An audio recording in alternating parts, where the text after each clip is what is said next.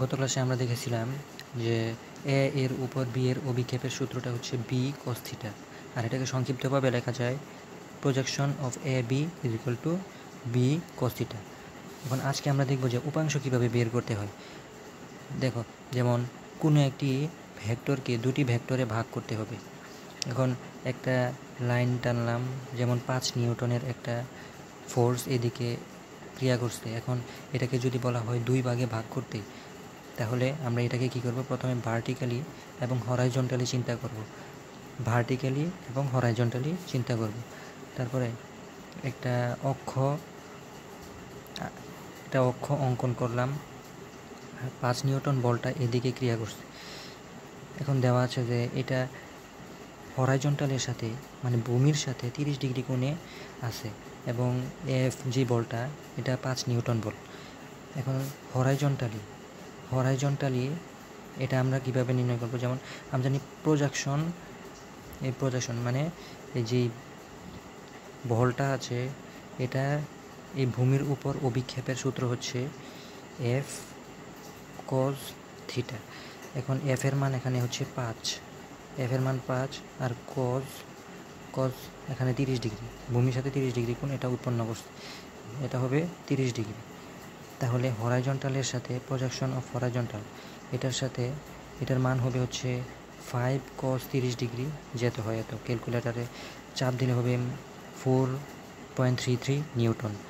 আবার ভার্টিক্যালি যদি চিন্তা করি, তারপরে প্রজেকশন অর্থাৎ ভার্টিক্যালি দেখো, যদি 90 থেকে 30 বাদ দিই, অর্থাৎ এই কোণটা বাদ দিই, এই জায়গায় থাকে 60 ডিগ্রি।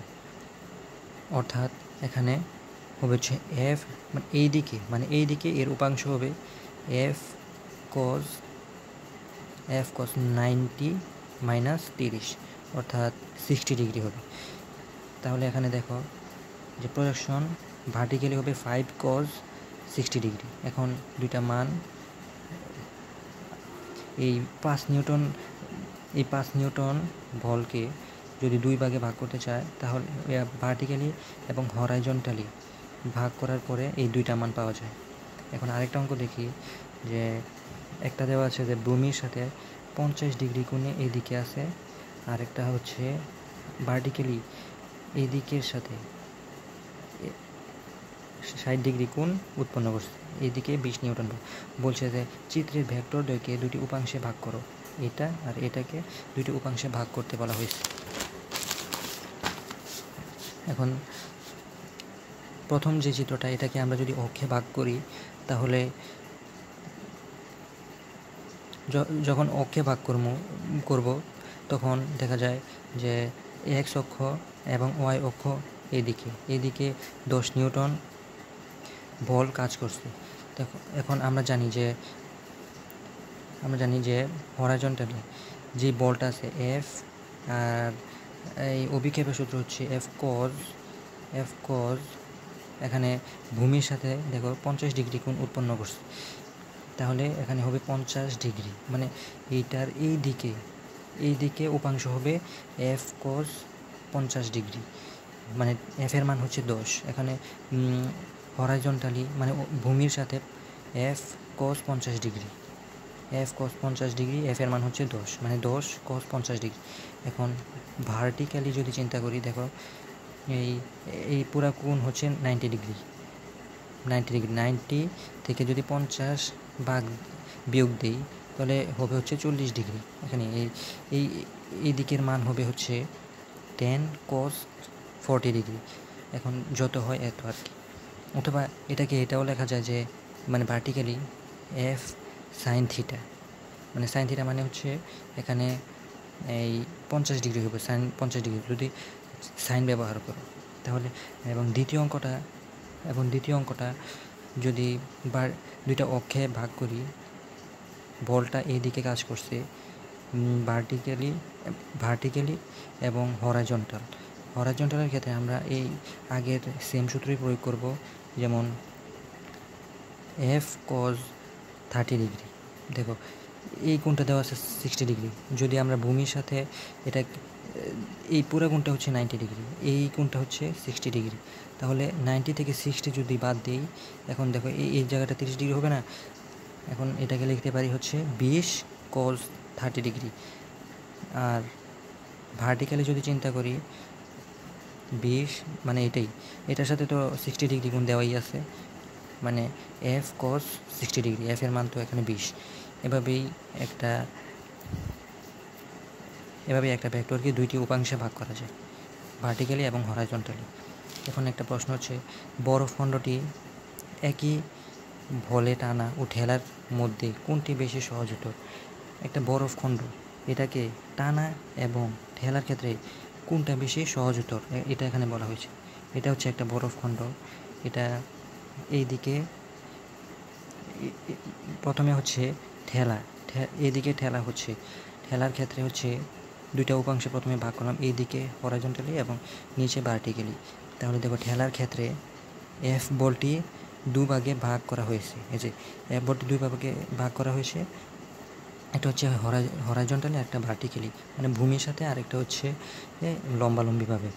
তাহলে অনুভূমিক ভাগে মানে হচ্ছে এই অনুভূমিক ভাগে এফ কস 25 ডিগ্রি, এখানে একটা কোণ দেওয়া আছে যে অনুভূমিকের সাথে 25 ডিগ্রি কোণ উৎপন্ন করে।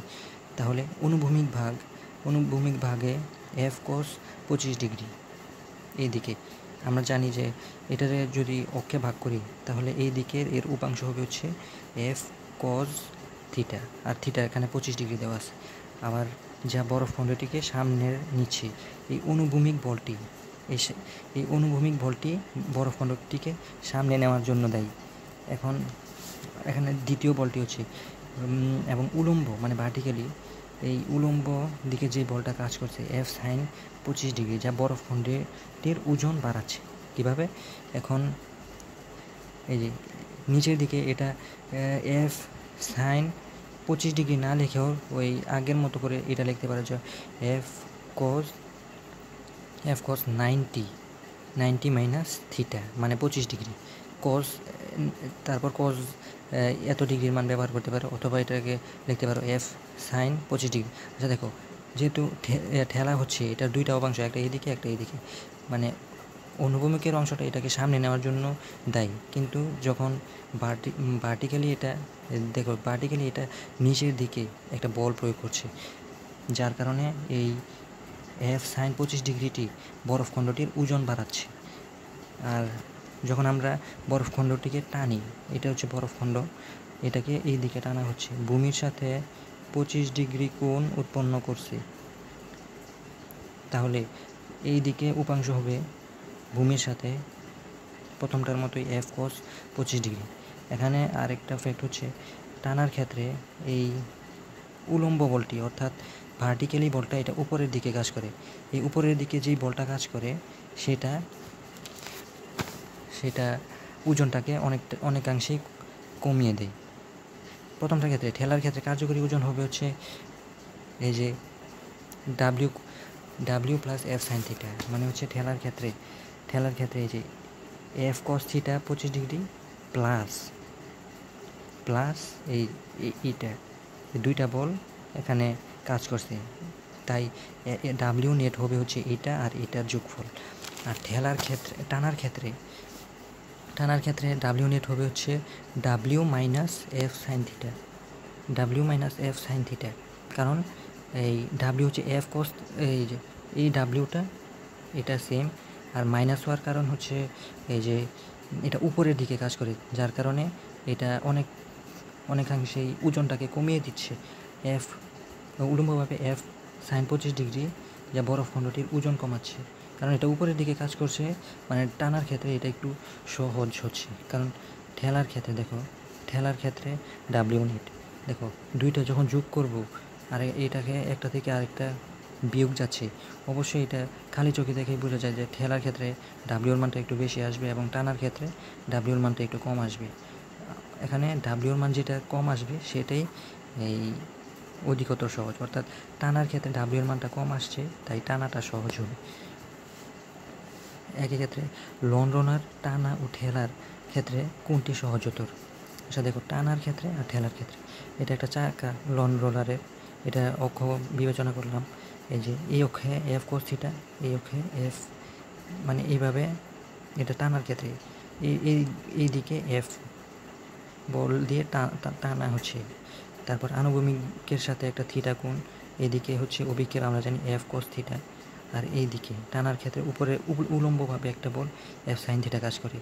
এই বরফখণ্ডটির মতে এর কার্যকর ওজন হবে W net equal to W minus F sine theta, কারণ এই অংশটা উপরের দিকে কাজ করে, যার কারণে ওজন অনেকটাই হালকা হয়ে যায়।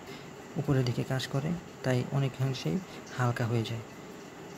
মানে এই এফ কস থিটা থেকে এটা বাদ দিলে কার্যকর ওজন অর্থাৎ নেট ওজনটা পাওয়া যায়। আর ঠেলার ক্ষেত্রে এই বরফখণ্ডের মধ্যে আবার এই চাকা কল্পনা করলে এইদিকে ঠেলা হচ্ছে অনুভূমিকের সাথে এদিকে থিটা, আর এইদিকে ভার্টিক্যালি এই যে অনুভূমিকের সাথে এফ কস থিটা, আর ভার্টিক্যালি এফ সাইন থিটা ব্যবহার না করে এটা ব্যবহার করতে পারো যে এফ কস 90 মাইনাস থিটা, এটা ব্যবহার করা যায়। আর কার্যকর ওজনটা হবে এই দুইটার যোগফল, কারণ দেখো এদিকে দুইটা বল, এই এফ কস থিটাও সামনে ভূমিকা রাখছে আর এটা হচ্ছে নিচের দিকে কাজ করছে, অর্থাৎ এই দুইটা মিলে কার্যকর ওজন মানে নেট ডাব্লিউটা দাঁড়ায়। তাই এই ক্ষেত্রেও এখানে ডাব্লিউ নেটটা মানে ঠেলার ক্ষেত্রে ডাব্লিউ নেটটা এটা বড় আসছে এই টানার ক্ষেত্রে। অর্থাৎ সব ক্ষেত্রেই দেখা যায় যে টানার ক্ষেত্রে কম বল প্রয়োগ করতে হচ্ছে আর ঠেলার ক্ষেত্রে বেশি বল প্রয়োগ করতে হচ্ছে। তাই একটা লন রোলারকে এই ঠেলার চেয়ে টানা অনেক সহজতর। তো আজকে এই পর্যন্তই। নেক্সট ক্লাসে আমরা উপাংশ রিলেটেড আরেকটা বোর্ড কোশ্চেন দেখব। তাহলে আজকে এই পর্যন্তই।